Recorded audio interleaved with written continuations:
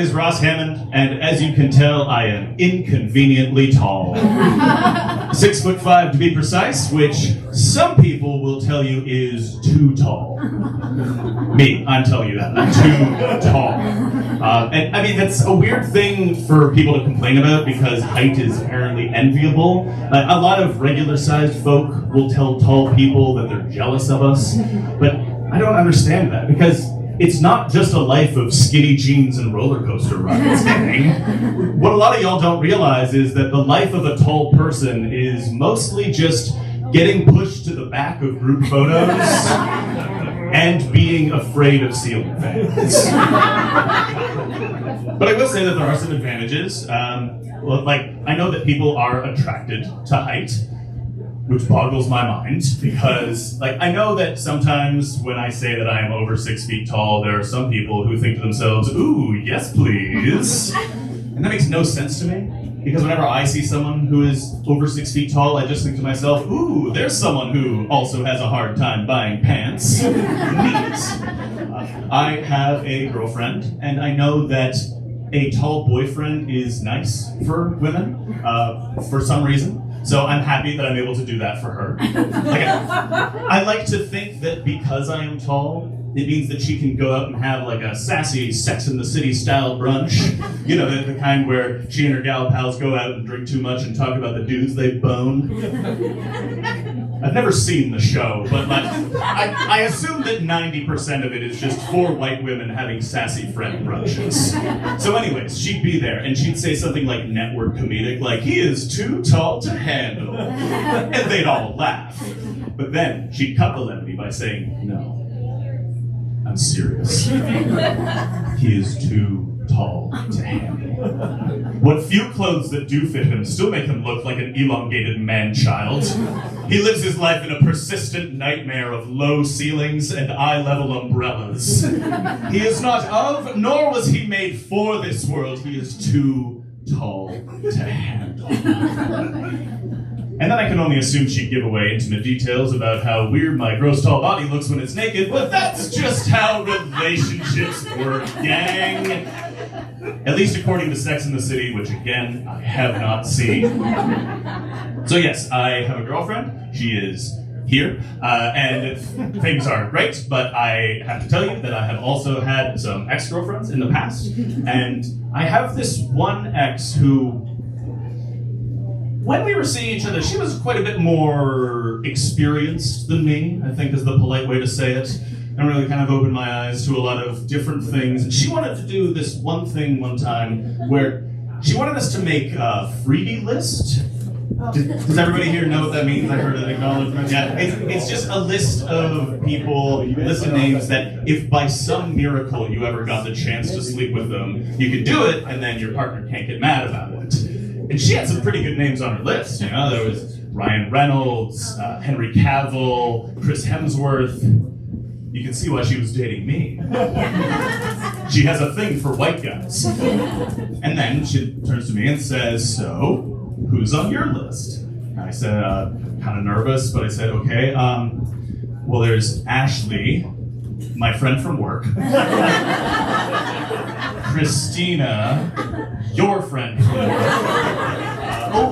The cute cashier at the pad thai place. I understand the rules. I'm not allowed to do it unless I know the name, but it's easy to find out. It's written on every receipt. We eat there a lot. And for some reason, she got mad at me and was just like, no, that's not how this works. These are supposed to be like once-in-a-lifetime dream bangs. You're not supposed to actually have a chance with the people on this list.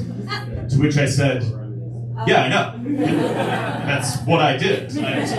Look, this is your game, but I'm clearly crushing it, and I'm gonna win. So we broke up, and I found out in the process that I am hard to date, which isn't super surprising because, I mean, before now, I've always had pretty bad luck in the romance department, and I realize that it's not because I'm some repulsive person or something. I'm a 6, maybe a 7. An 8 if I've showered and you have terrible eyesight.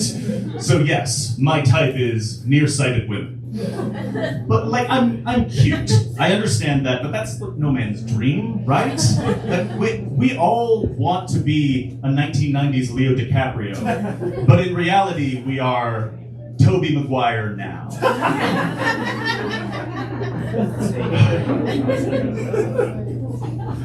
And like, I'm aware that people aren't looking at me as I walk down the street and thinking to themselves, I bet he's left a trail of broken hearts with his devil-may-care attitude and independent spirit. Of course not. They're looking at me incorrectly thinking, ooh, that tall, non-threatening drink of water is gonna make one hell of a second husband someday. Ooh, yeah, come and be a positive male role model for my teen son Carson, you sensibly dressed slab of stepdad. But I will say, I do have a little bit of good news for you guys. I am happy to announce that I am freshly unemployed. Don't cheer, wasn't my choice. No, it is just a temporary thing. I'm gonna be going back, but like, it still stings, you know? Like, has anybody here ever been properly, like, clean out your desk fired before? It sucks, right? It's terrible. So, like, I've only ever been properly fired from one job, and that's when I was the dishwasher. Okay, too little too late. For one of these daytime restaurants. The places that are open at 3 a.m., close at noon, cater exclusively to geriatrics and aspiring serial killers. A lot of conversations between our patrons, like, we're up early. I'm up late. And your skin looks super wearable. Thank you. So I wasn't exactly sad to be leaving. I was actually pretty pumped about it because they gave me a terrific send-off by accident. On my last day, which was my second day, my boss, Dave.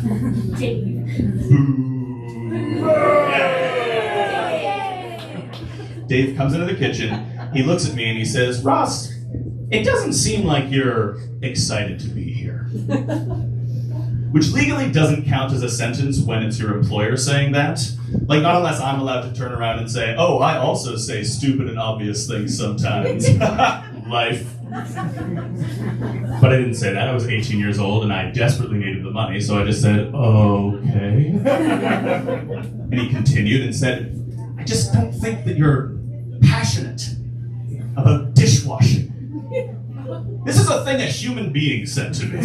Like a person with a face and teeth, the whole thing. And wouldn't that be worse if I was?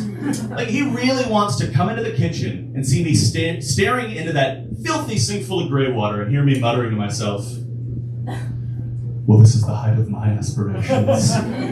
I can truly climb no higher on the ladder of success. I've peaked professionally. I love this job so much more than I love you, Father! Yeah, fire that guy. He'll clean your dishes real good, but only so that he can eat your face off of them later. 2 days! 2 days, remember. That's not enough time for you to figure out that I'm not a passionate employee. And it's definitely not enough time for me to have stolen all of the silverware that I needed. So, come on, Dave, have a heart. Boo him again. You guys are my best friends. But regardless, I was fired. And it was kind of a somber scene, you know? As I'm standing there in the kitchen with Dave, and I'm handing back my apron, and my sponge, and my gun, Dave looks at me. He puts his hand on my shoulder and says, Ross, you just don't have what it takes to be a dishwasher. Let that sink in. Because it is still the greatest praise that I've ever received. And I am including the phrase, he'll make one hell of a second husband someday. Guys, are we ready to carry on with the show?